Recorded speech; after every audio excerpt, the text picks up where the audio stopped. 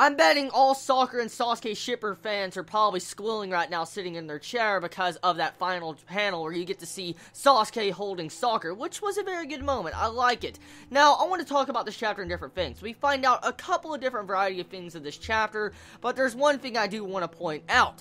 One of the big problems I see with this chapter is we had a flashback to something that happened literally last chapter. Yes, from a different point of view, but it still happened last chapter, and it's like we supposedly forgot what happened last chapter. So technically, you can consider a part of this chapter filler or pointless, honestly. Half of the chapter was there to waste time, technically. It was.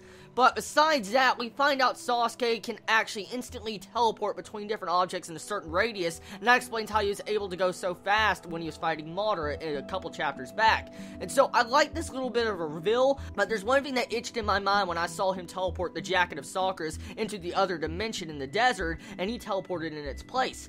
What would have happened if Sakura never, took off her jacket? Think about that for a second. I mean, how would have Sasuke got through that dimension? He would have had to teleport Sakura or Obito. It would have been very fucked up if you would have teleported Sakura into that dimension and left her there while he took that spot with Obito. I would have laughed my ass off. But still, the point I'm getting at is, what would have happened if that jacket wasn't there? Can he teleport into a certain place even if that jacket was on Sakura's body?